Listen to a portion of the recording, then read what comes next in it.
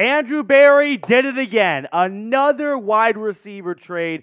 This time it is Jerry Jeudy, a guy that the Browns have been circling for quite some time, coming over to Cleveland for pennies on the dollar. I mean, just a 5th and a 6th rounder. How can you not be excited about this trade if you're a Cleveland Browns fan? Like, from their perspective, this is a great deal. From the Broncos' perspective, they clear $13-ish million in cap space. They get some draft compensation, but I thought Jerry Jeudy would go for much more than this. Picks number 135 and 202. The Browns had 2 5ths and 2 6ths. They got one from the Josh Dobbs trade, and then the Baltimore Ravens in the trade last draft. So they have their 5th and 6th remaining in each round just later on in those 2 rounds. But Jerry Jeudy coming over, the only real hiccup here is $13 million in cap space. Could take a good chunk out of what you were hoping to spend in free agency. But at the same time, Jack, it's Andrew freaking Berry. The guy plays NFL GM like he's playing Madden. He's got no problem restructuring contracts, kicking the can down the road a little bit, but also he's got an owner that he can go to and say, hey, I want to go get these 2 players.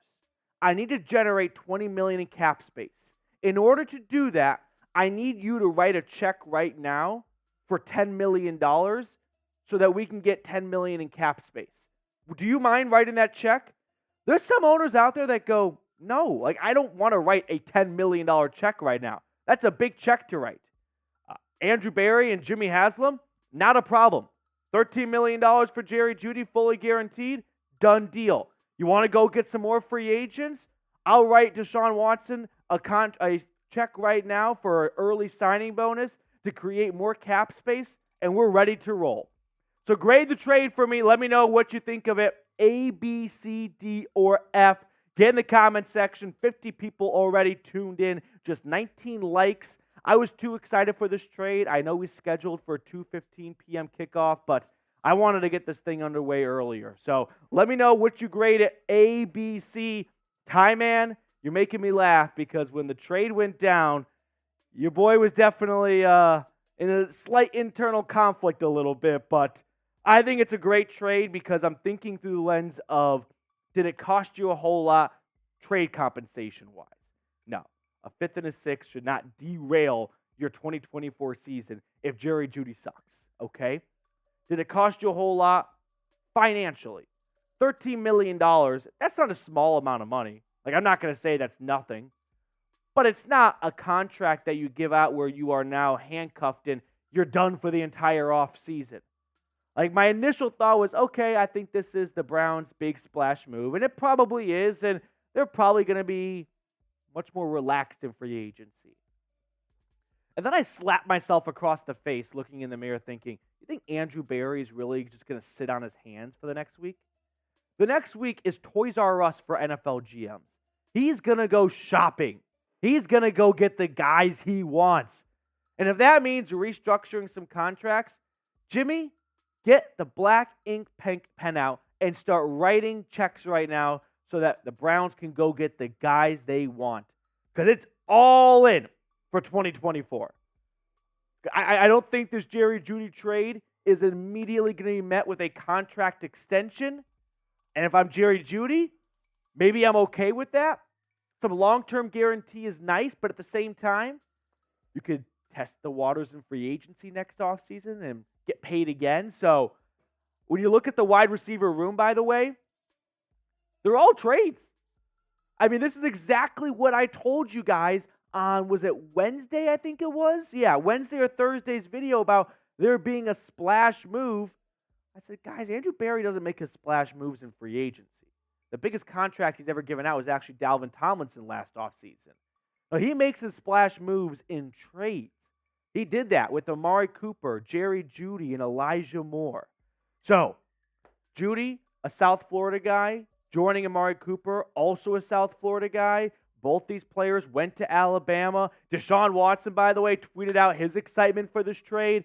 I think universally, everyone is excited about this. which is why you should be subscribed to the channel because there are more exciting news coming down the pipeline over the next week, 2 weeks or so. So do not miss a thing when you are subscribed. If you haven't joined the channel yet, please go ahead and do so. We got Super Chat rolling in. I do want to tweet out the link to this live show we're having right now.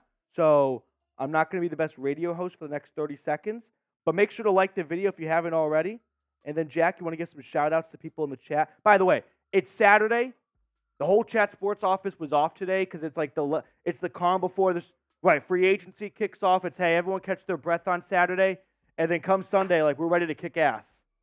And Jack was kind enough to just uplift his off-day plans and hang out with the dog pound. So everyone spam Jack in the comment section. There's a lot of great people here at Chat Sports.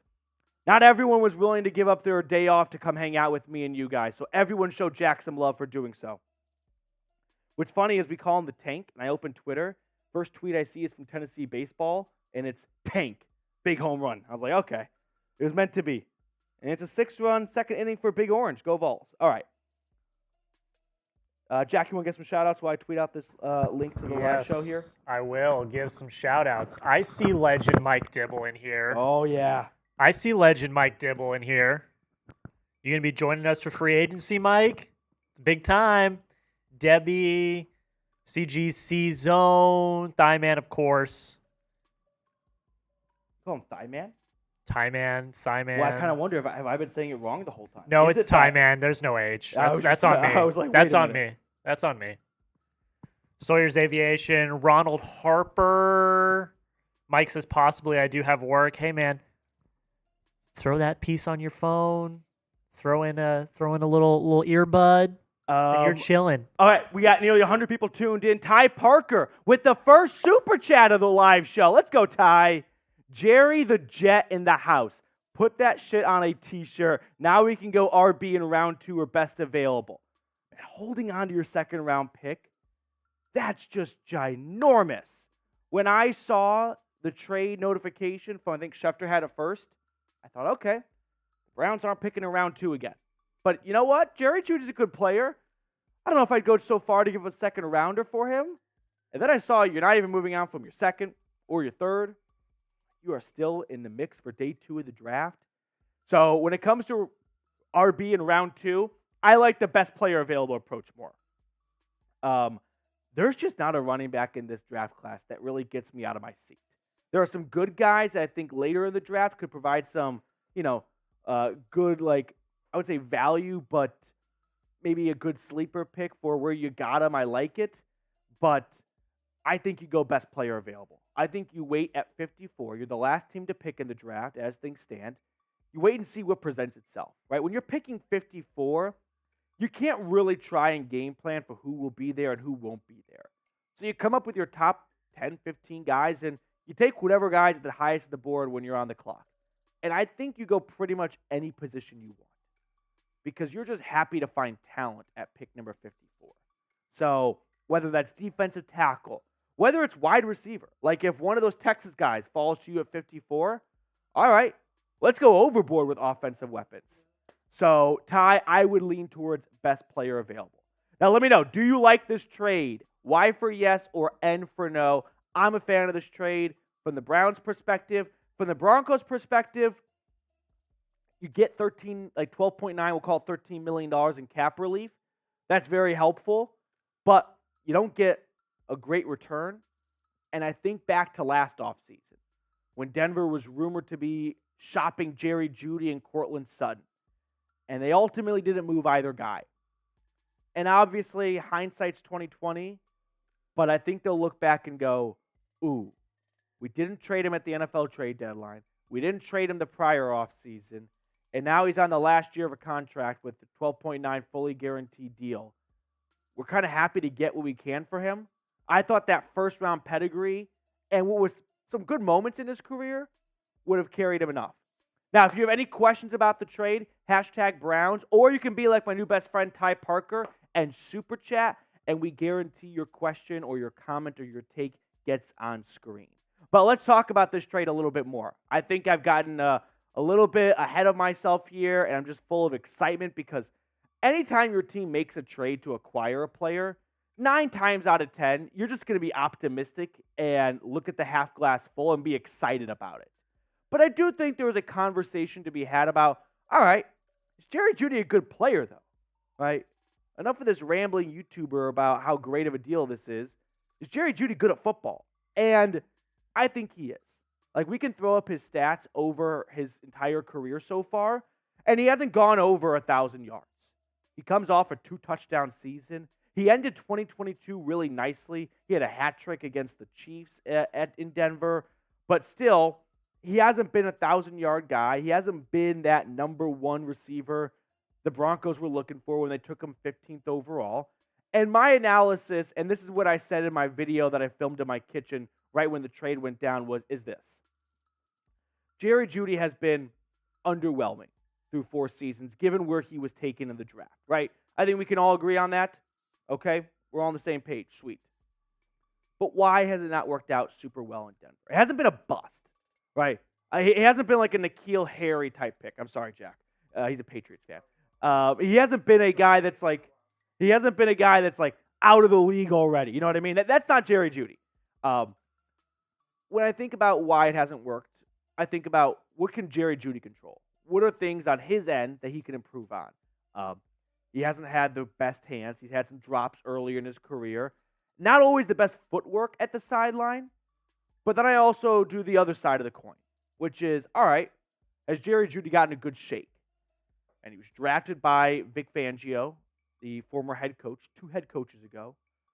He's had quarterbacks like Teddy Bridgewater, Drew Lock, Brett Rippon, Russell Wilson, Jarrett Stidham, and I'm sure there's more I'm forgetting because the Broncos, kind of like the Browns for a long stretch, have had a carousel at the quarterback position ever since Peyton Manning retired. I think in 2020 it was Case Keenum, and that's when Jerry Jeudy got drafted. So he's had a lot of quarterbacks.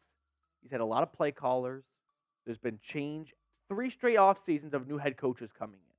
There's not a lot of stability, which I think that would more align with a quarterback not playing well compared to a receiver, because at the end of the day, the wide receiver's job is a little bit more simple, which is, hey, see ball, catch ball. But at the NFL, like, you got to have a little bit more than just being able to catch a football. There's a lot of guys that can do that. It's the ability to know based on how the defense lines up when the ball is snapped.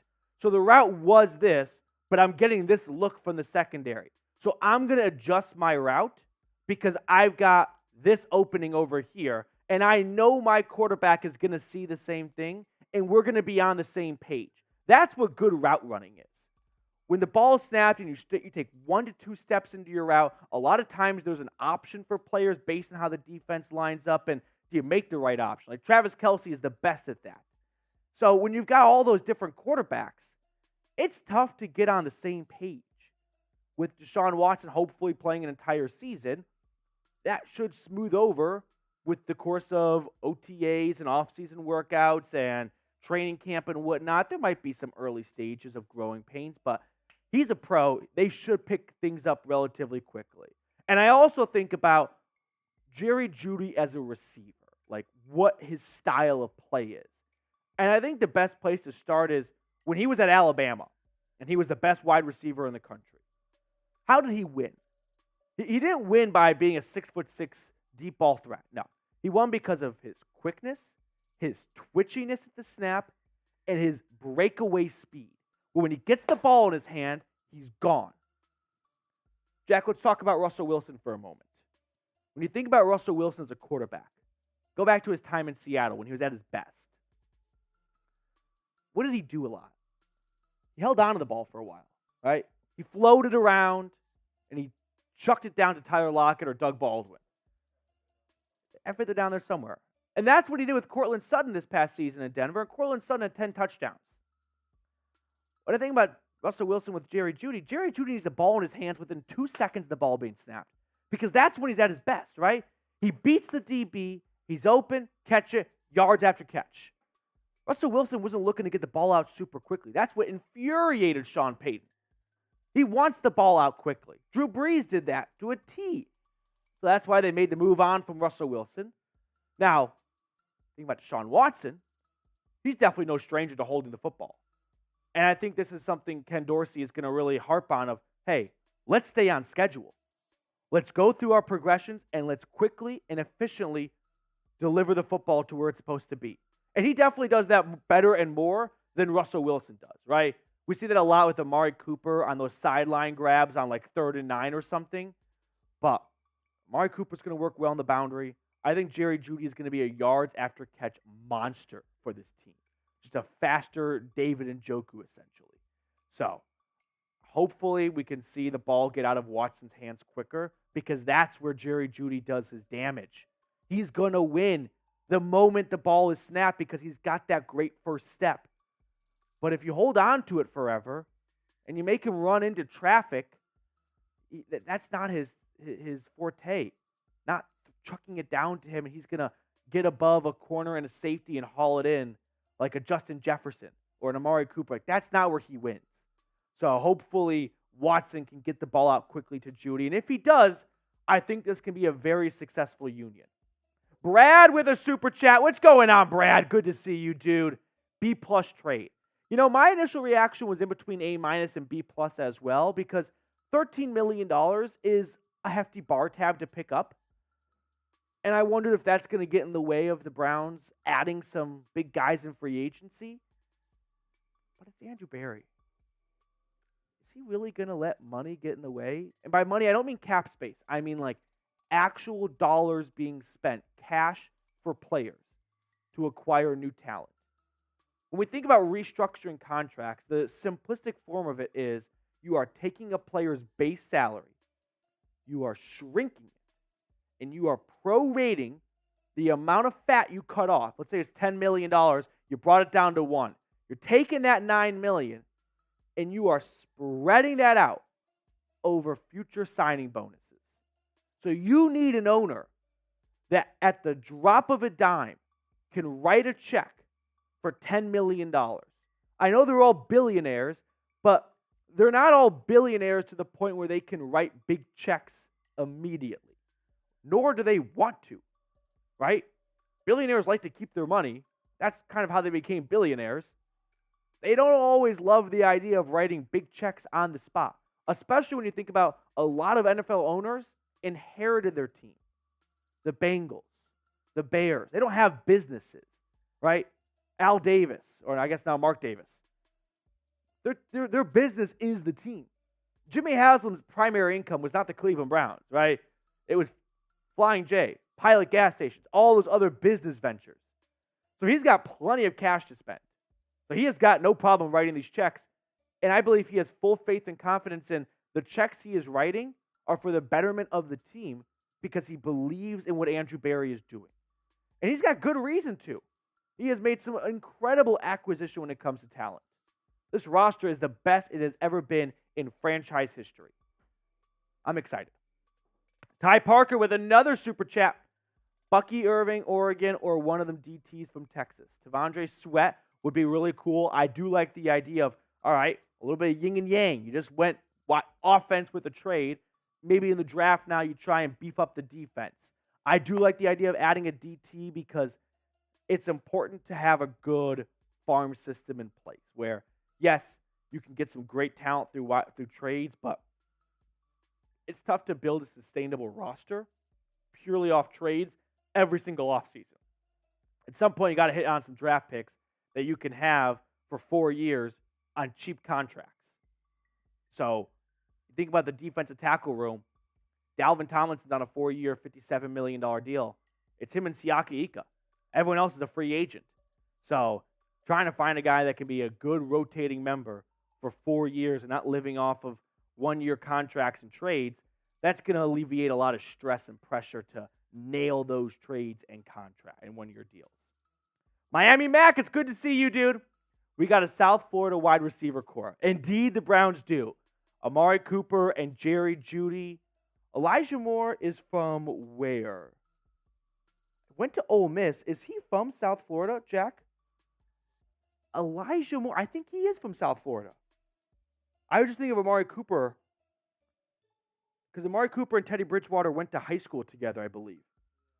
But is Elijah Moore a South Florida guy? Miami Mac says he is, and Sunrise, Florida, home of the Florida Panthers. So, yeah, I get so caught up in Cooper and Jeudy.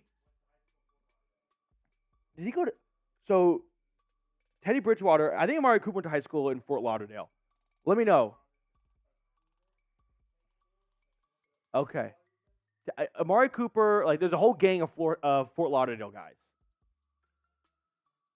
Where did Amari Cooper go? Miami Mac is my boots on the ground. Cedric Tillman is from Las Vegas, so that's not the South Florida clue, unfortunately. Okay. My South Florida high school geography is failing me right now. Amari Cooper. Okay. I know nothing, except that they all went to South Florida. Okay. Fort Lauderdale. Got it. But you're right. Neil, when your job asks you to cover multiple NFL teams, which I understand is an unusual arrangement, you say yes because I get to cover the NFL for a living. And that beats the hell out of doing, and with all due respect to my last job, 1A sports in Utah, which I love doing, but I like the opportunity to cover the NFL. So if your boss says, hey, can you help out with this other team until we find a permanent host, you're not going to say no. Mac, appreciate your super chat, dude. Mike Dibble with a $10 super. Let's go. You know, I didn't think AB could pull off the Amari Cooper trade twice. Low risk, high reward, A- grade. So what defensive tackle do the Browns go after now? Also for linebackers like Peyton Wilson's late in the draft. You're right that this is like very similar to the Amari Cooper trade, although Amari Cooper was much more proven than Jerry Jeudy. He was also a little bit more expensive, so that's why the trade compensation looks the same, because I also think the Browns just fleeced the Cowboys. The Cowboys should have gotten more for Amari Cooper, but he was on a 5-year, $100 million contract. When it comes to DTs, I don't know if you can say Christian Wilkins to Cleveland is dead. I thought it might have been with like, all right, $14 million, $13 million going to Jeudy. Probably not going to be enough of the pie to go around to feed Christian Wilkins. And after what Justin Matabuke got from the Ravens yesterday, which is $24.5 million a season, Christian Wilkins will walk into every meeting going, I want a $25 million contract. And he's not pushing 30, where he's going to just get a 1-year deal. Like, I think he's going to get a 4 to 5 year contract. And you don't see DTs usually get 5-year deals, but like Ndamukong Suh got one, and then after that, I can't think of maybe Quinnen Williams. However, I think $25 million is the starting point for Christian Wilkins, and that may be something that whether they got Jerry Jeudy or not was just going to be out of their reach. So I'm thinking Christian Wilkins is Plan A. Plan B is not to spend big for a mediocre guy. I think it's to run it back with Maurice Hurst, Jordan Elliott, and or Shelby Harris. Like 2 of those 3 guys you bring back and you draft a defensive tackle, and you've got Dalvin Tomlinson, Siaka Ika, let's say Hurst and Elliott and a rookie. You've got 5 guys competing for a 4-man rotation, and you let the best 4-man win the job. So, Dibble, appreciate your super chat. As for linebackers, Jeremiah Trotter out of Clemson in round 3, it's got Cleveland written all over it. Browns need to re-up at linebacker. Trotter is such a well-rounded linebacker, which I know that's not usually Barry's forte. He likes to get guys that really stand out in one specific trait. But I think at linebacker, it's important to be well-rounded because the linebacker position is one of the few positions where you are asked to do so much of everything. You've got to be good in coverage. You've got to be good in run stopping. You've got to be good in pass rushing. It's important to have a guy that can do all 3 of those things well. Because if they don't do one of those things well, are they going to get picked on? How often do you see a fan base just tear down a linebacker because he can't keep up in coverage or he misses tackles and run stopping? It's important to have a well-rounded linebacker. I like Jeremiah Trotter out of Clemson a lot for that role. Real quick, Petey. Yeah. I just want to ask you a question. Uh-huh. You want the Browns to succeed, right? Yes. Correct. Yes. Therefore, you're a fan of the team, correct? I root for their success. You root for their success, as well as the other teams you cover, because when they succeed, you succeed. That's how it works, right? Yeah. I mean, it's not like apples to apples across all 3, because the Browns are the primary coverage for me. But yeah. The point of the matter is you are a fan of the Browns because you want them to succeed. Right. Okay. I think that math adds up, right? Yeah. Okay. All right. So I think we're good, chat. Yeah. Okay. Miami Mac. We got some more super chats to catch up on here. Amari Cooper went to Miami Northwestern. I played against him. I have to know how that matchup went. I never played against any cool athlete in high school. Like, just no one I played with or played against went on to amount to anything. I think the best was a defensive tackle who went to Michigan State. The coolest person I ever played against was a pitcher who was committed to the University of Arizona. I have not heard of anything since then. Mac, always appreciate your insight when it comes to our South Florida residents. Ty Parker with a $10 super chat. What's going on, Ty? Have yourself a Saturday. Do you have faith in Ford to hold down? I'm going to stop right there. I'll read the rest in a moment, but I can tell you right now, if the question is faith in Ford, the answer is no. Now let's keep reading. To hold down the Ford until Chubb gets... See, no. Or are we drafting someone in rounds 3 or 4? We need to re-sign Zadarius Smith and extend JOK. Watson has to deliver this year. Let's break down this super chat in all of its layers. Do I have faith in Jerome Ford to say, be the bell cow back for? Let's put it at 6 weeks until Nick Chubb returns. Maybe more, maybe less. Let's just put it for 6 for right now, though. No, I don't. They should absolutely go out and acquire another running back, whether that's free agency, like a guy like DeAndre Swift, an older guy like Austin Eckler, who won't be relied on as much as he was at LA towards the end. Fine by me. Or the draft, although I'm just not crazy about this draft class, and I don't want to see them make a massive reach on a running back who in other drafts would have gone later, but because he's the best of this class, the Browns go RB at 54. I'm really going sour on this running back class for the second round. Unless it's Jonathan Brooks out of Texas. But I think he's going to Dallas beforehand. Next stage of this. Re-signs Darius Smith. I'm in. Check. Extend JOK. That's a midseason extension. I don't think there's a dire rush to get that done. He played very well last year. I want to see a little bit more than just a one season. Like, let's get a season and a half. And Andrew Berry extended Grant Delpit midseason. Wyatt Teller, Joel Petonio. So he's no stranger to doing midseason extensions. Let's wait on a JOK extension until November. Watson has to deliver, without a doubt. I mean, we can have all the fun we want today talking about all this talent acquisition, and the Browns can have below average quarterback play, and with this defense, probably still win 10, 11 games. Like, you guys think P.J. Walker carried this team last season? Like, no. They did very fine with not really good quarterback play for stretches. They got some good quarterback play at times, but not all 17 games or 16 or 15. However, I do think it is difficult to ask your defense to be consistent year to year. Defenses tend to be the most wildly difficult measurement to predict because sometimes a fumble bounces to a corner's arms and he falls on it and you take over. Sometimes a fumble bounces out of bounds and the offense keeps it. It's very difficult for defenses to stay consistent year in, year out, which is why the offense really has to pick up their game in 2024. Ty, thank you for your super chat. We got nearly 300 people tuned in, so Jack, let's kind of recycle a little bit of what went down earlier. The Browns, if you're just joining us, they traded for Jerry Jeudy, and all it cost them was a 5th and a 6th. Cleveland had 2 5ths and 2 6ths. They gave up their first in each round of those, each selection in those 2 rounds. So their first 5th and their first 6th. And now Jerry Jeudy joins the South Florida crew, we're going to call them, right? Amari Cooper and Elijah Moore, Cedric Tillman's from Vegas, Jalen Darden's from Texas, I think. Michael Woods, I think, is from Texas. He started off at Arkansas, so maybe there. But regardless, we're getting into the weeds right now.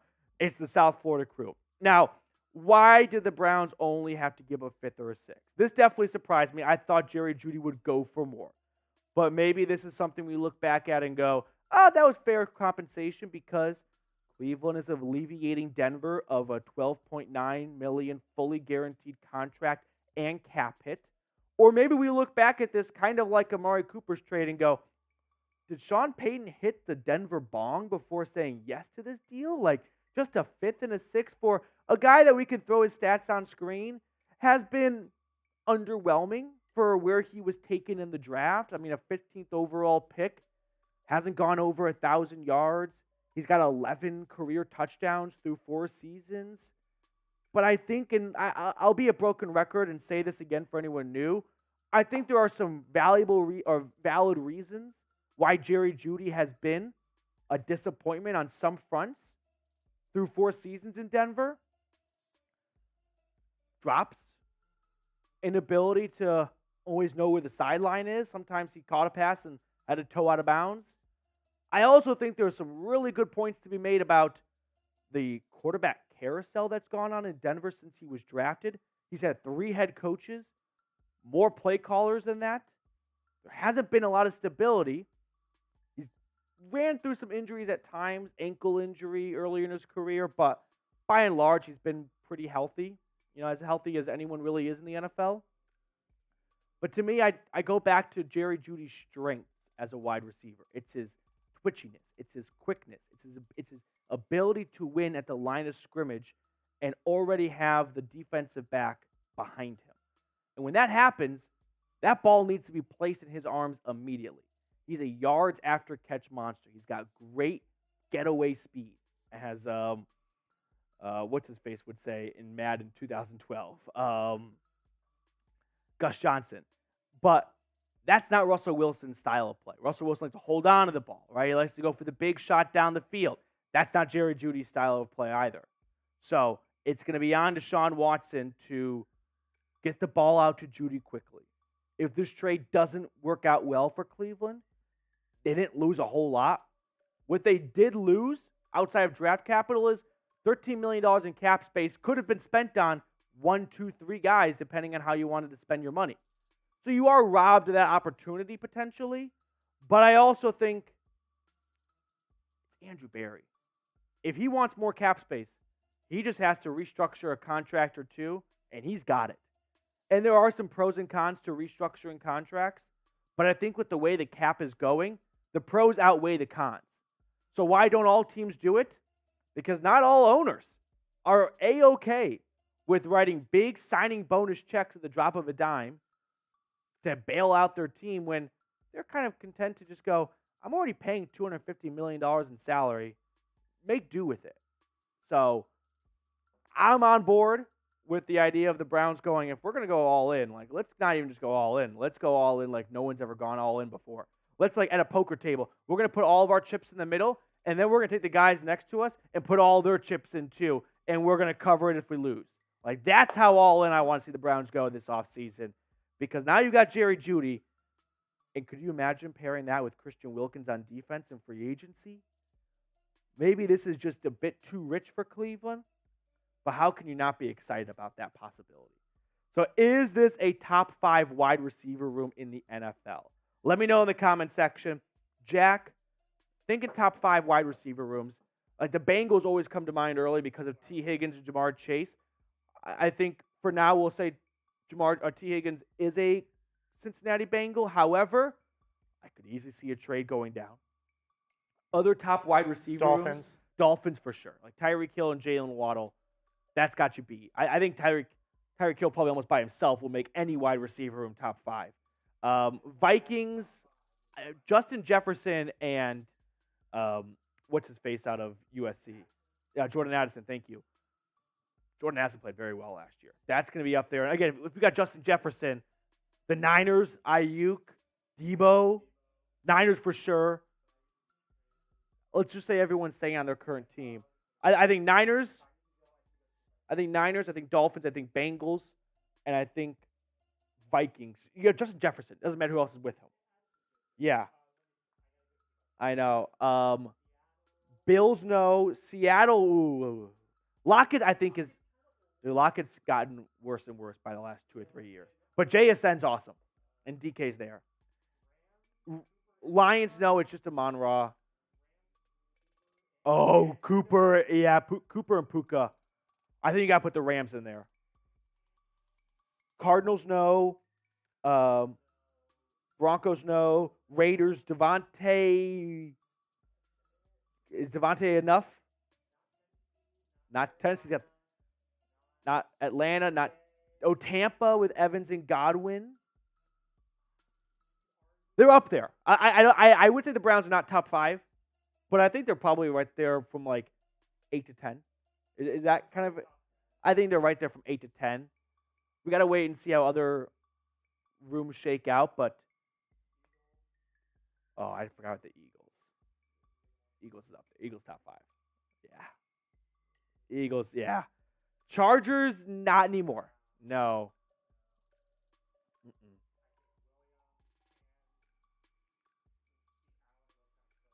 Yeah.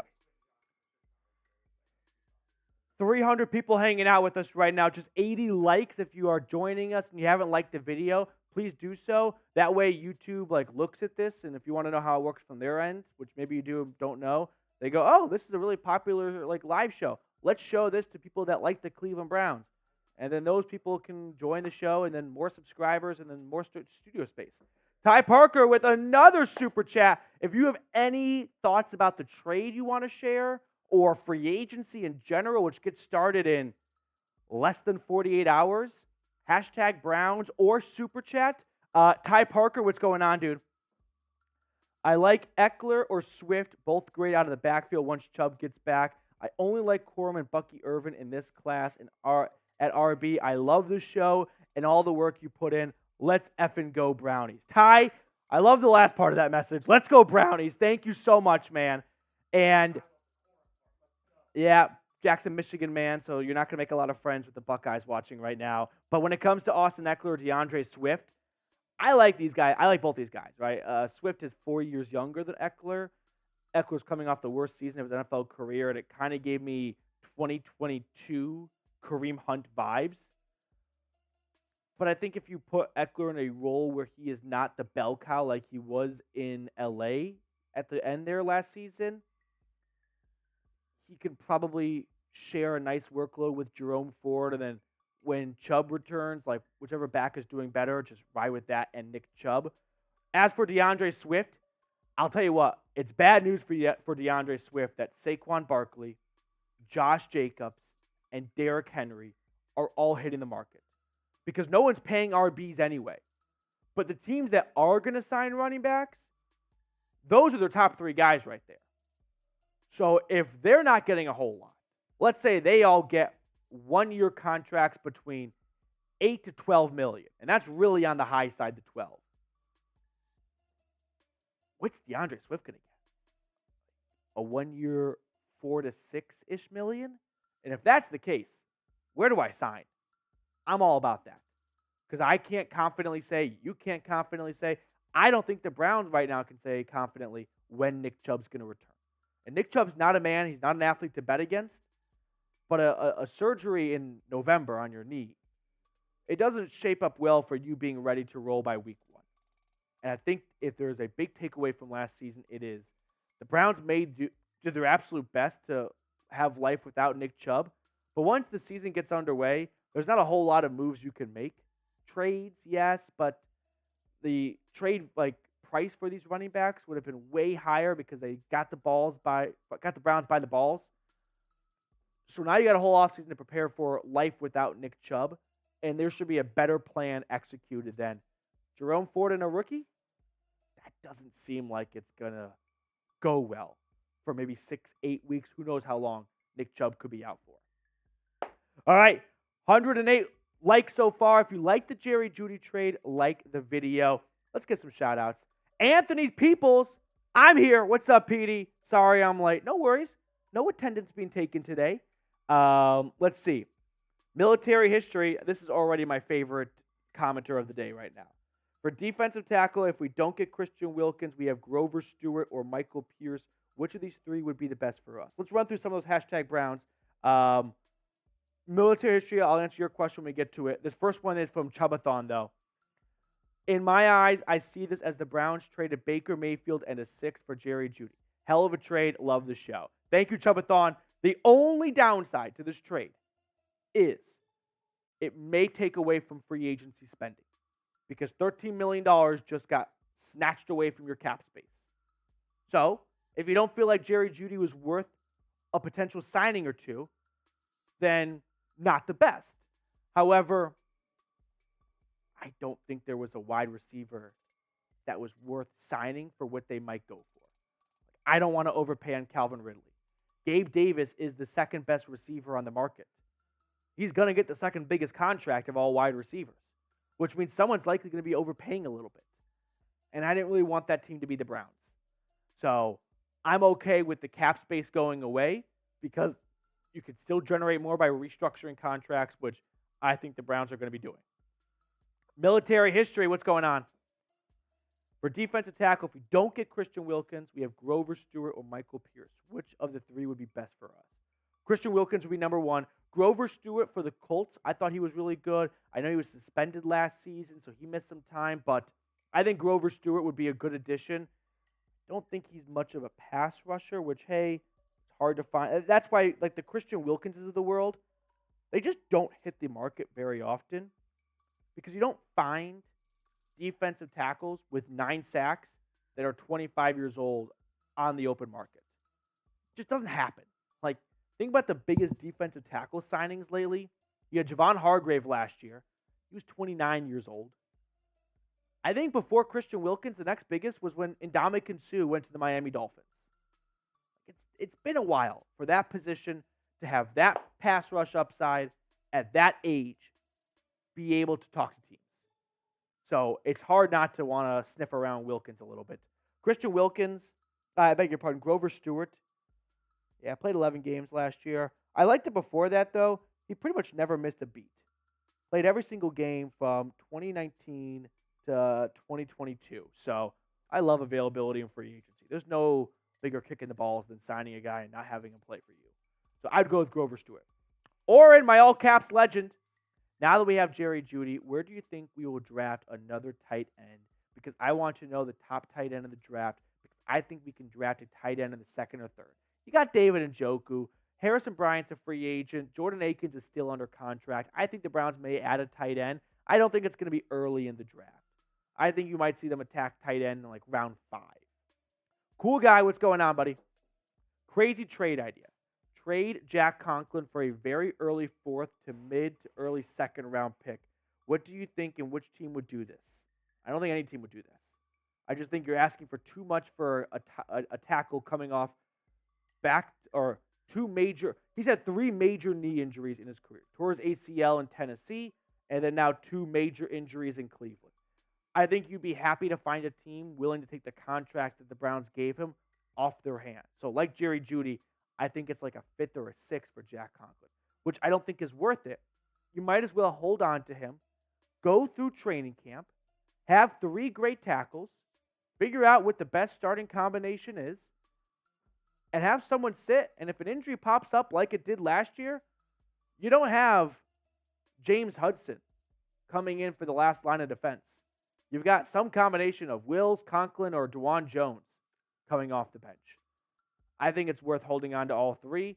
And who knows, maybe by roster cutdown day, a team has lost their starting tackle in the NFC that's ready to roll, and they'll overpay for Jack Conklin because they don't want to jeopardize their season because of an injury on the offensive line.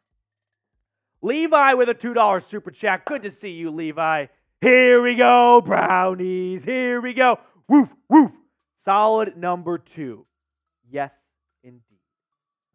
Only downside to this trade is the $13 million in cap space being voided. That could have been spent on other players, but I think a 5th and a 6th for a guy like Jerry Jeudy, it's worth that risk. I'm a fan of this trade. To me, it gets a B+ grade, and it's not because of what you gave up for him. It is because don't overlook the $13 million. That's a good chunk of the pie you were going to spend in free agency, but I like this trade. I like this trade a lot. Levi, appreciate your super chat. I'm going to make a deal right now. Jack's making deals, folks. We're at $55 in super chats, all right? We are indeed. If we get to $100, I'll do a Merbonga on stream. Wow. That's like, I don't know how to describe this drinking apparatus. It's like a mermaid bong, basically. The funny thing is, you mentioned 100 because right when the trade went down, my girlfriend and I were getting ready to go take our dog to the dog park and then go out to brunch. She had planned this day, and then I was like, this is not happening anymore. She's not happy. And I was like, how about if I get like $100 in super chats? We go out to a nice dinner tonight. And she's like, I got like the look of, I'm still mad, but fine. So remains to be seen whether I go from this dog pound to that doghouse when I get home. Because she was not happy. Not at all, actually. Oh, she's in the chat right now. Still not happy. Okay, I can't confirm. Okay. Shay, don't be mad at Petey. Be mad at the Browns and Broncos. Both dog pounds. Okay, Anthony Peoples, what's going on? Great pickup. I am interested in what we will do at pick 56. Go Browns. I think it's a pure best player available selection. Remember last year for the draft? The Browns went into the draft somewhat checking all the boxes they had to do in the offseason. Like, remember, the biggest need was you got to get a defensive tackle. Got to stop the run. They added Dalvin Tomlinson. All right, check. Got to get a wide receiver. Traded for Elijah Moore. All right, check. So a lot of the things they had to get done, they got done. And now they're at that same point where I think Andrew Berry, he likes to satisfy everything they have to do before the draft because without a first-round pick, he knows it's really tough finding players that are good and talented later on.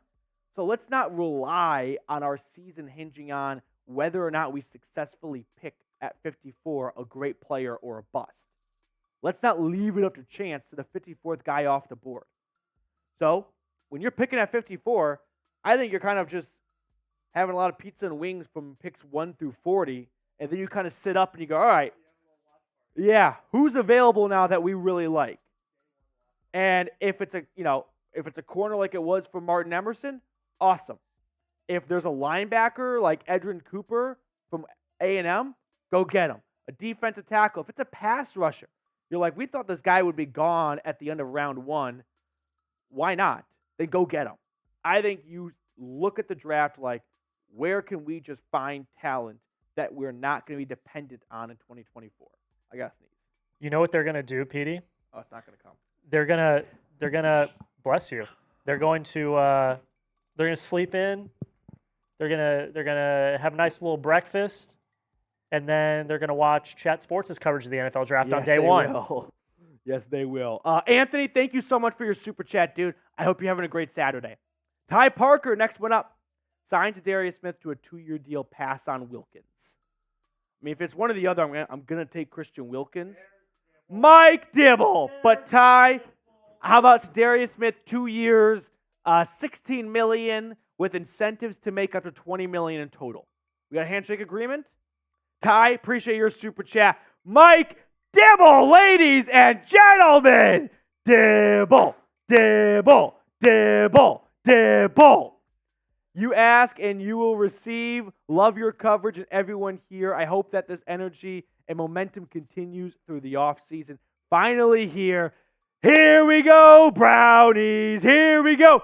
Woof, woof. Here we go, Brownies. Here we go. Woof, woof. Jack's got the Merbonga. It's the, I don't know how to describe it. Show him what, you want me to hold it? Okay. Jack's going to show you guys what it looks like, and then he'll take it in a second here. Dibble, as always, thank you for being the legend that you are. We are living with a god.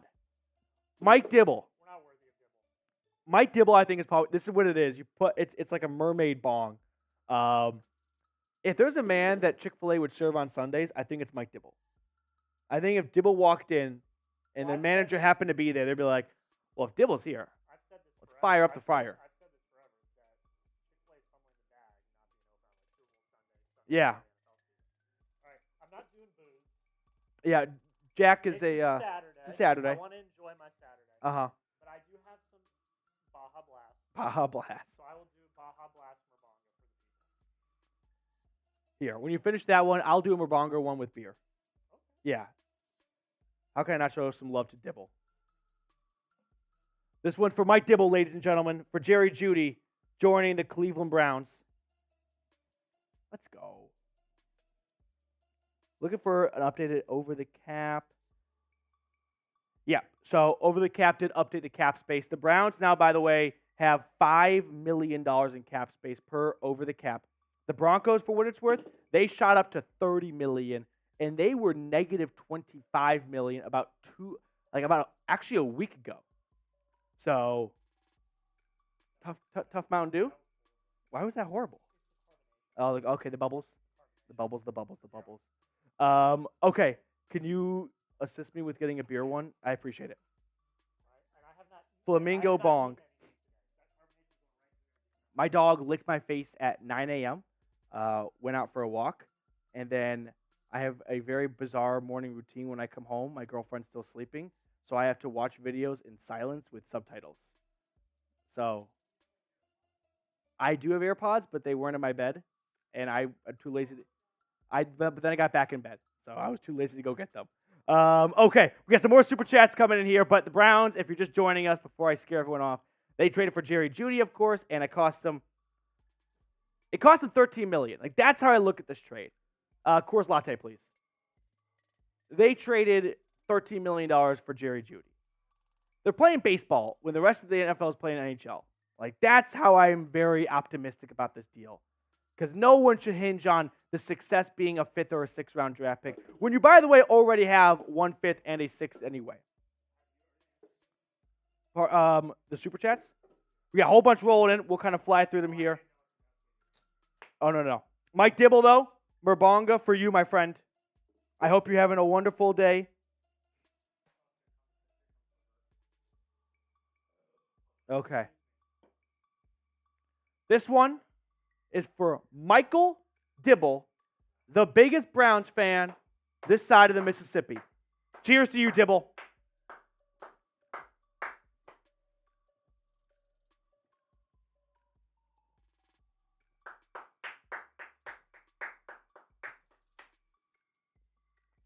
That is cold.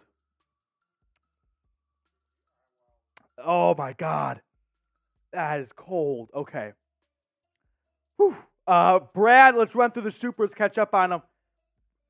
If we raise $1,000, Jack gets blackout drunk like Browns won the Super Bowl. I will not get blackout drunk, but we'll have some fun. But I already don't drink as it is, so you're not going to see Jack get blackout drunk tonight. But we'll have fun though. I'll fucking black out if this happens. That kidding me? Sign me up. Yeah, $1,000 super. We'll get a little boozy. I had some cocktails last night. I went to what I thought was a comedy show. Give me 30 seconds, then we'll talk about Jerry Jeudy. It was not a comedy show. So I watched the show on Peacock, called Traders. Great kind of like game show. The host of the show was doing stand-up, I thought, in Dallas. It's Alan Cumming, kind of an older actor.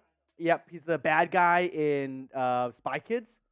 So he is. So my girlfriend and sister and her fiance, we all watched the show, and my future brother-in-law was like, hey, he's doing stand-up in Dallas. I'll get his tickets. And I was like, awesome, let's go. We go there. We sit down. It's kind of a smallish theater, and there's a piano and drum set on stage. And I was thinking, okay, maybe that was just left over, and it's kind of like decoration for the stage. So people sit in front of us, and they're taking a picture, and I offer to take a picture for them, and I give them the camera back, and they say, thank you so much, and sorry if we sing, by the way. And I go, wait a minute, why would you be singing? And they say, well, it's a cabaret. I'm like, what do you mean? I don't think we're in the right place. Is this Alan Cummings stand-up comedy? And the lights dim, and they go, this isn't stand-up comedy. It was fun. It was not what I expected, though. Nicholas, what's going on, dude? Raiders are here. Even before the trade, I still would have said Edgerrin Cooper, if he is available, take care of a need and watch the tape. He's dynamic. Nicholas, you're spot on. Edgerrin Cooper at pick 54, I think, would be a tremendous pick. Will he be there? I do think that as we have gotten into round 2 mock drafts over the last few seasons because of the Watson trade, we sometimes forget that we may like a guy and he may not be there at 54. So you got to have that level of don't put all your eggs in the basket of one guy because he may get picked before 54th overall. If he's there, I'd run it to the stage. I really would. I think Edgerrin Cooper out of A&M is the best linebacker in this draft class. I'm in. I'm with you, Nicholas. Do you see what the Raiders report said in the chat? No, what did Mitch say? If someone drops a $200 super chat, he will run to the office and do a beer bong. It's a few miles. So I walk to work now that it's warmer. It takes me about 25 to 30 minutes. He said he'll need like Mitch 30 minutes. lives much further than I do. He walks to work, and he walks like a speed Olympian walker. He is just off. Yeah, I kind of botched the order of operations there. Connor Campbell with a $10 super chat. Connor, what's going on? What do you think is the weakest position on the Browns defense this year, and how can they improve? Excellent question, Connor. I think as things stand right now, it would be defensive tackle since it's just Dalvin Tomlinson and Siaka Ika. If you're not getting a Christian Wilkins, man, I think Dalvin Tomlinson, Mo Hurst, Siaka Ika, and a rookie is a solid group. You're putting a lot of faith that Siaka Ika is ready to roll, and we didn't see a lot from him last year, so it's kind of up to the coaching staff to make that decision.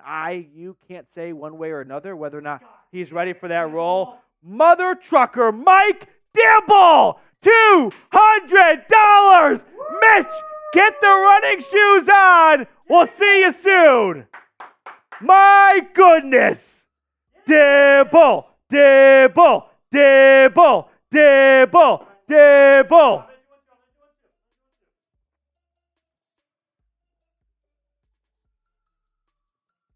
Let's go, Dibs. Mike Dibble.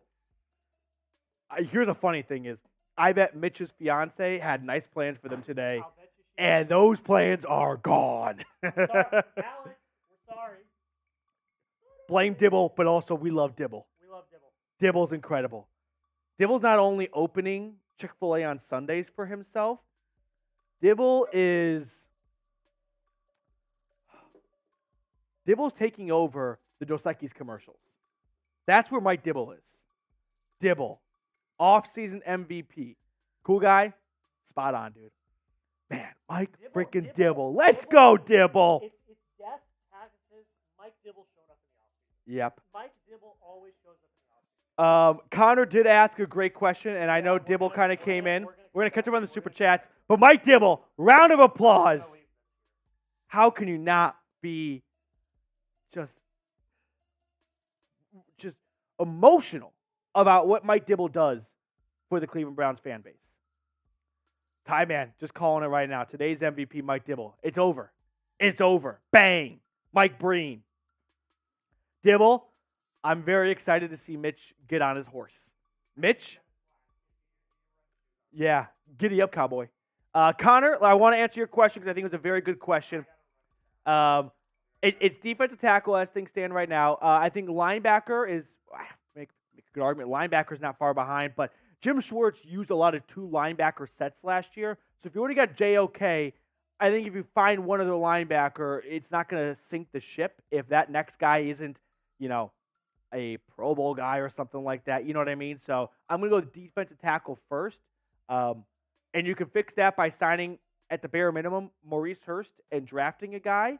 And then hopefully Siaka Ika is ready for a bigger role in year 2. If not, you did pay Dalvin Tomlinson a lot of money, and so he should do a good job. As for a linebacker, I go back and forth on which combination of Walker and Taki to bring back. Both, neither, one.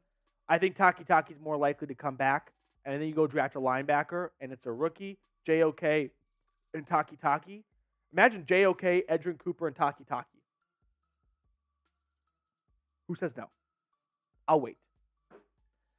Connor, thank you so much for your super chat, dude. Mitch, I'm waiting to see, is he slacked back?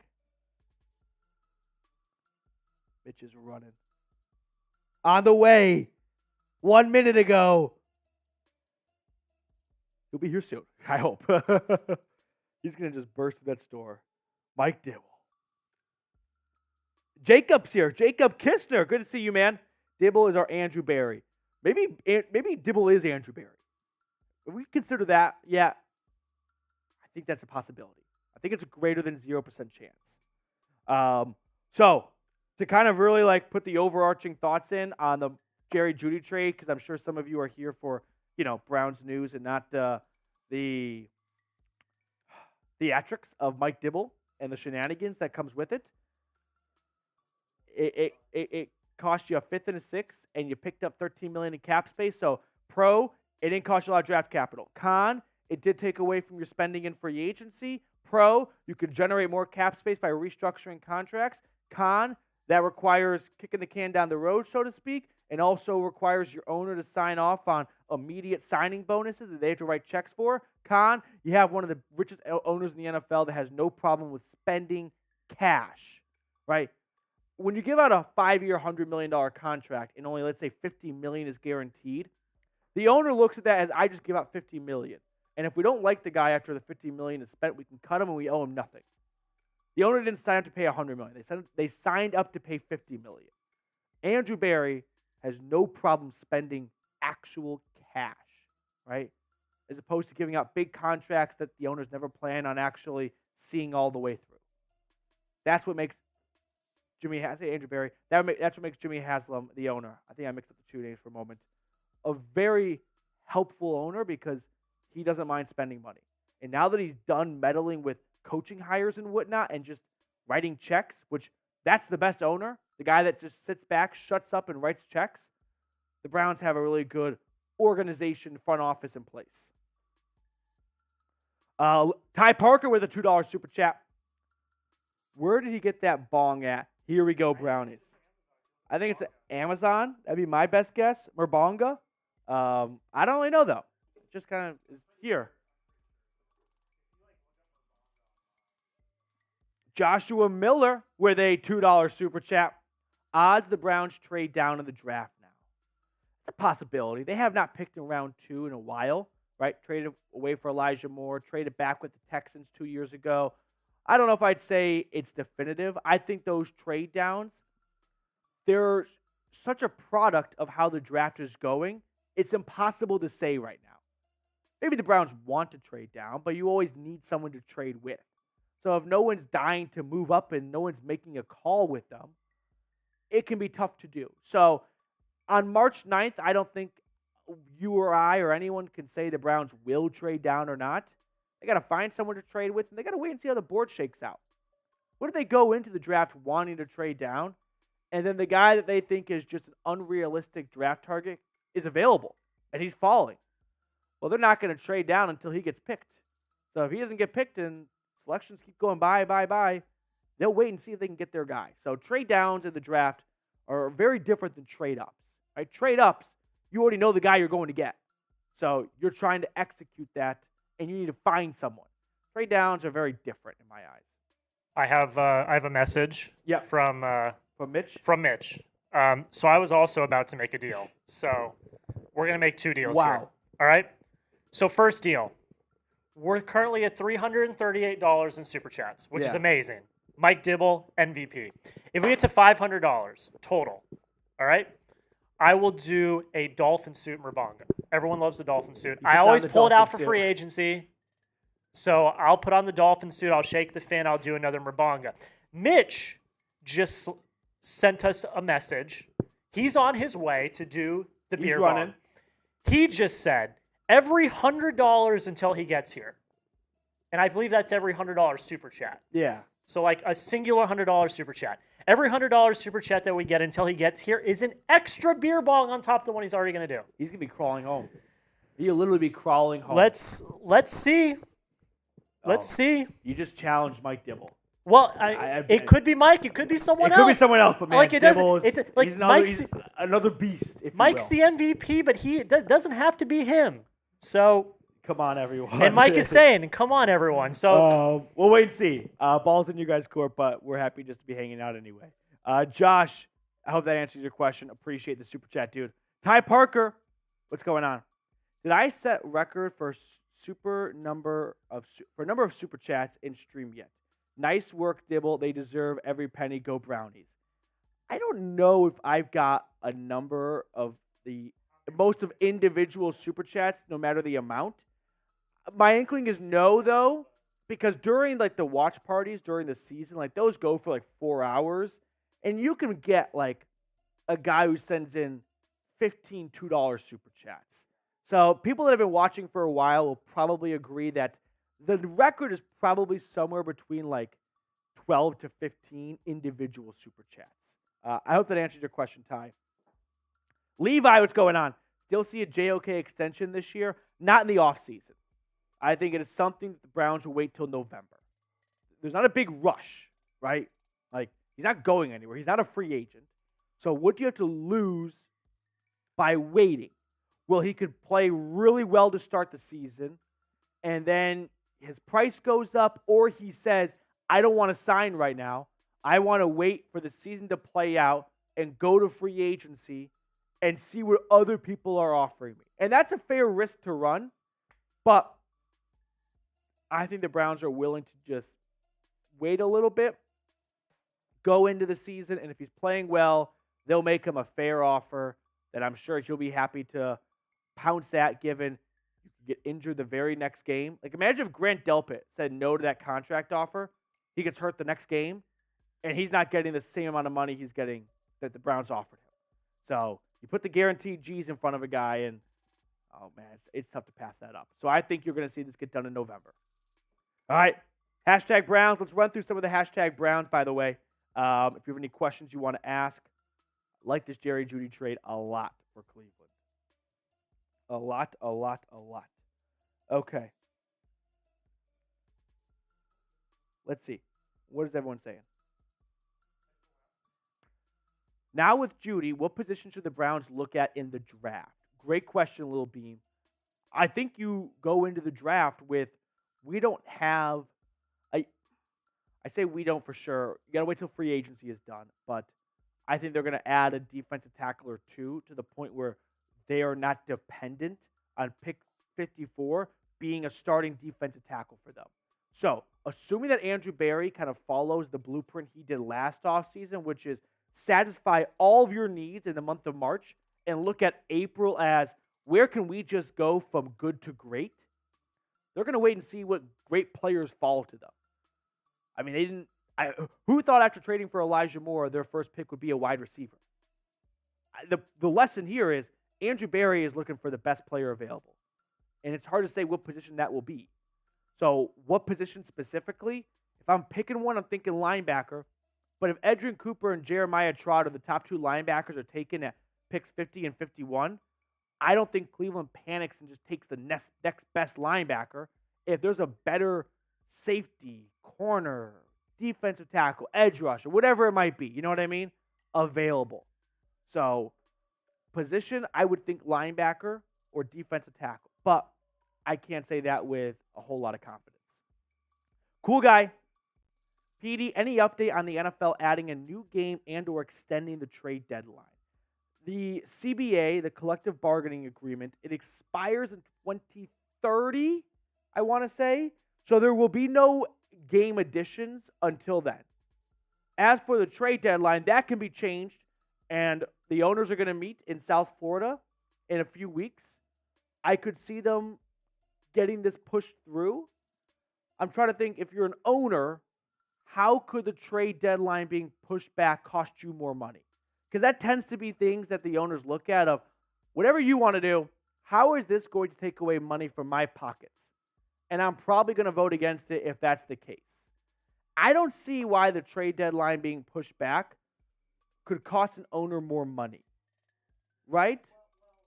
The one, and this is really like scraping the bottom of the barrel, like, you know, the trade deadline is it's like okay, trades need to happen now, obviously.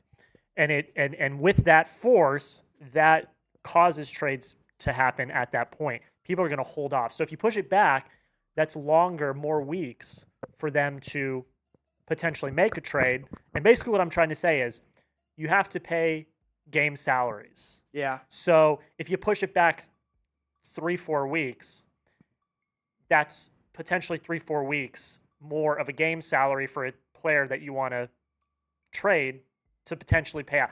That's all I could think of. Yeah, I get that. It's like if you're trying to shed payroll, right? It may be a few weeks. That's a good point. I think they'll get the trade deadline extended because I think it's just an outdated date. They extended the season, and they didn't reflect that with the trade deadline. They should push it back by a week. Mark Stevenson's here. Good to see you, Mark. What's not to like with this trade, and who wouldn't like it? AFC North opponents, that's who. Go Browns. Mark, eloquently put and spot on. It didn't cost you a whole lot. There's only upside to be had here. I'm all about it.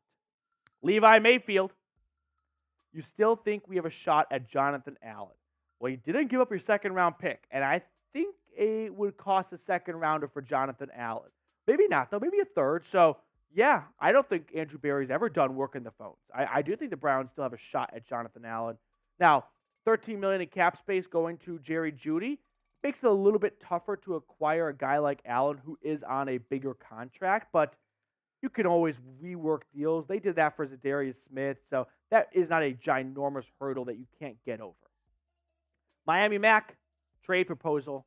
Greg Newsome for an early second round and a next year third. What you think? We talked about Greg Newsome on yesterday's show. What do I think? I think this. Cornerbacks are cornerstone pieces. Always looking to acquire more of those spots.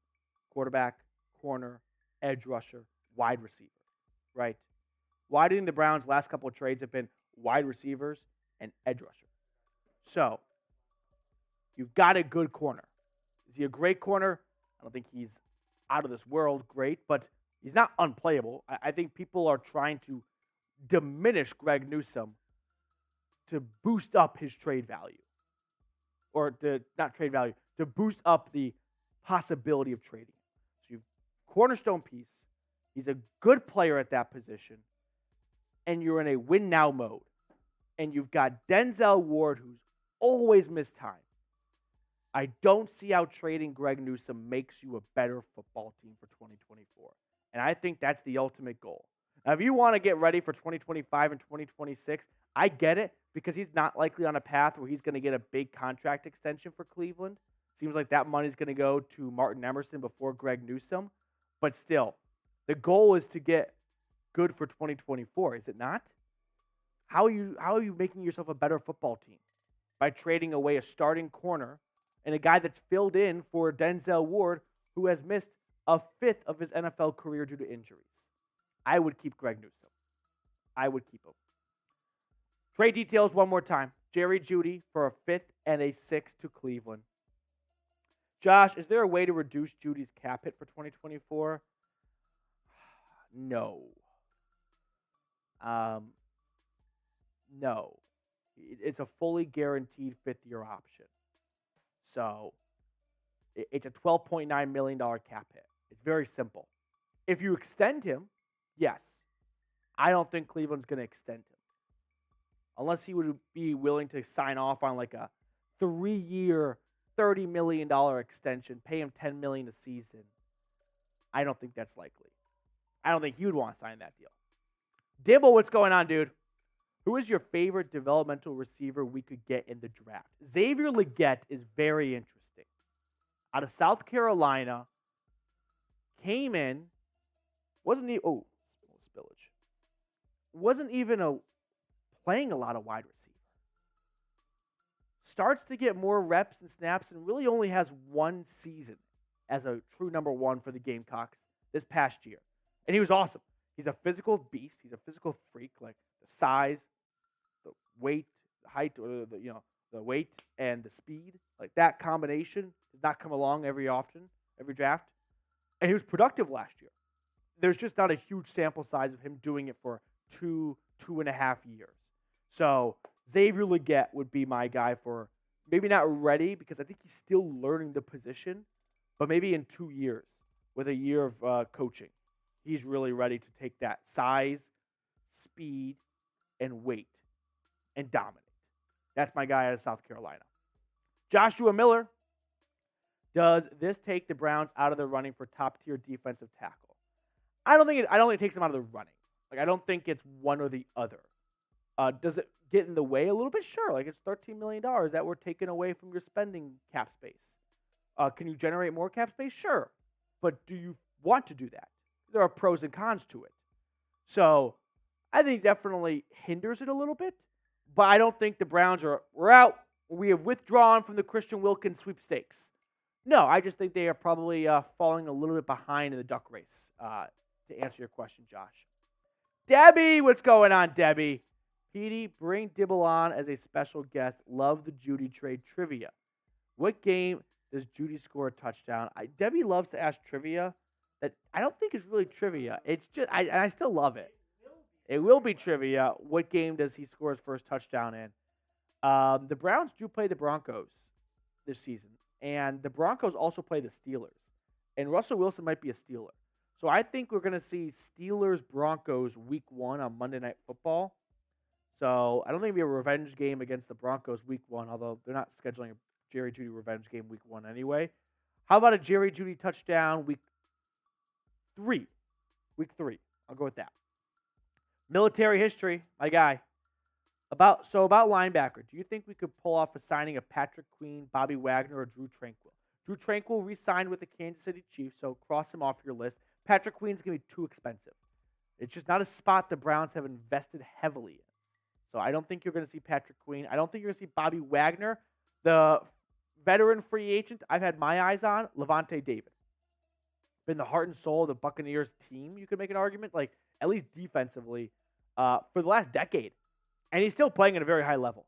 I think he still has another season or 2 of football left in him. So had that be in Cleveland, I'd go with Levante David. Jacob Kistner.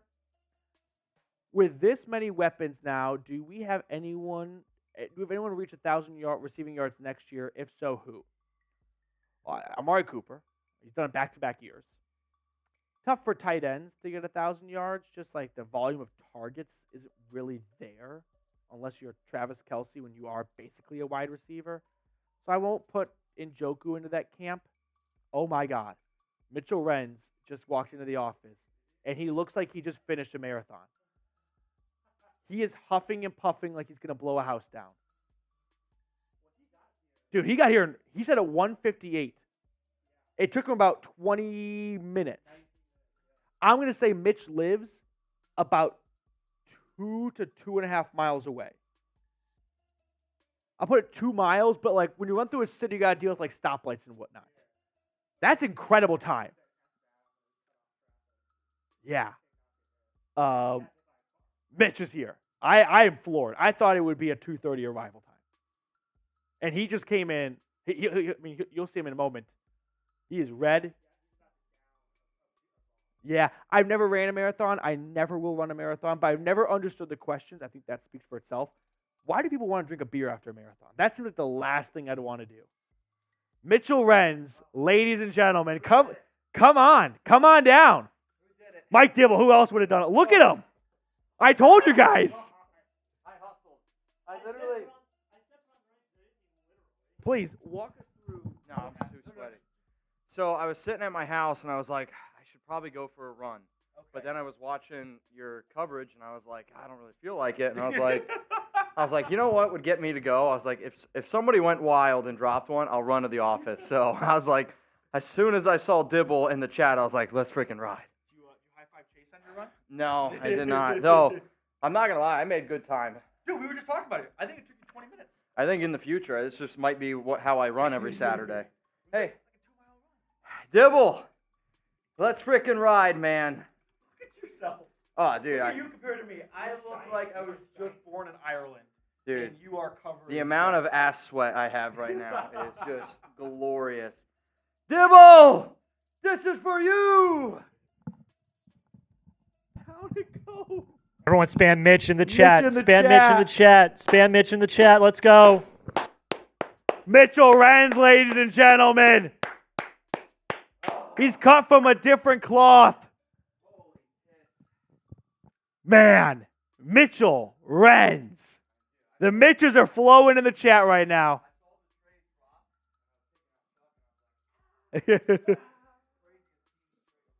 I know. Oh, my goodness. Well, big ups to Mitch.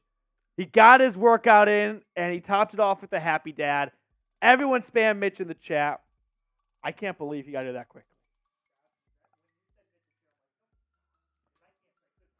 I know. Well, I walked in. I was like, oh, my God. And he looks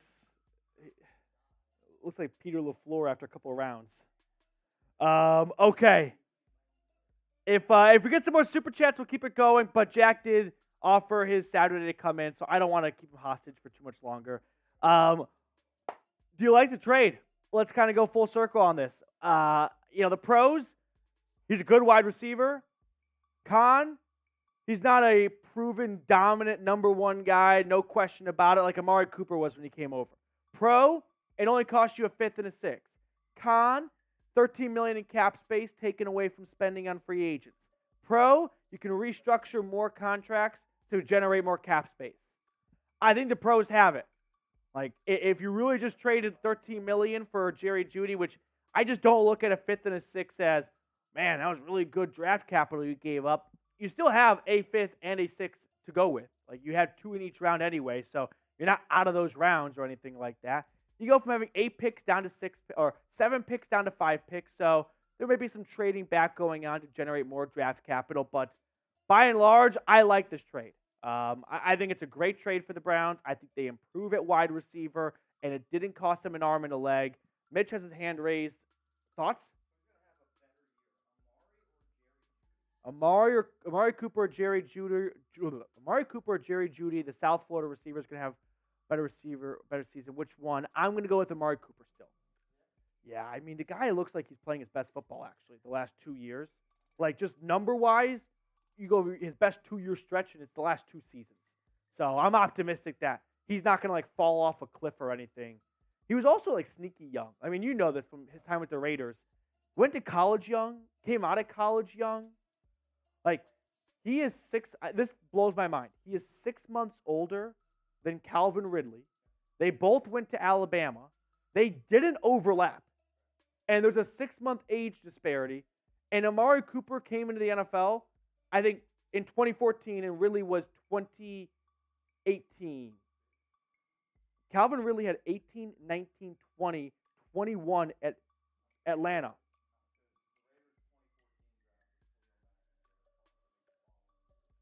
Amari was 2015? Okay, that's right. Khalil Mack was 20. So 15 and like 18. And they're the same age. It's crazy how young Amari. He's not aging. He's just getting younger. The age of Adeline with him. All right, better year. Amari Cooper or Jerry Jeudy. If we don't get another super chat, we'll end on this right here. I'm gonna discount my dolphin suit deal. $400 total. We're at 338. We're 338. 62 USD away. I'm gonna go with Amari Cooper. Amari Cooper is my pick for the better season because how can I not pick him? But I do think Jerry Jeudy, if Deshaun Watson gets the ball out quicker than Russell Wilson did, can really see a resurgence in his career. So I think there is stuff to work on with Jeudy. I don't think it's a finished product. I don't think you're getting a guy that is going to step in there and just be excellent. Browns don't have the best wide receiver. Sorry, Chad O'Shea, but I haven't seen the development from Cedric Tillman, David Bell, or Elijah Moore I would have preferred to have seen. Whereas Amari Cooper came in and he's just ready to roll. He doesn't need a coach to help him out anymore. So some work to be done. There's no doubt about it. But on all fronts, I think this is overall a B+, A- trade. Cooper ran a 4.4. Amari Cooper ran like a 4.48 or 9. And that was also like 10 years ago. Some guys do get faster after the combine as they kind of get older and train harder. I don't know if Amari Cooper's as fast as he was back then. I'd be curious to know. Imagine if they did like NFL combines, like for free, like after like 10 years. No player would ever agree to do that. Yep. We'll end with this question in case we don't get another super chat. Notorious, what's Brown's current cap space post-trade? Over the cap has them at $5 million under the salary cap. So $5 million in the green. They can generate more cap space, though, by restructuring Deshaun Watson's contract, Denzel Ward's contract, making a new contract with Nick Chubb, extending Amari Cooper. Like, all those moves can generate a whole bunch of cap space for you. Super chat from Levi. Let's go. Give us one more beers cheers. I got Coors too. Let me finish off my Coors latte. This one's for Levi Mayfield and for all the Browns fans still watching right now. Everyone type chug. Chug in the chat. Everyone type it.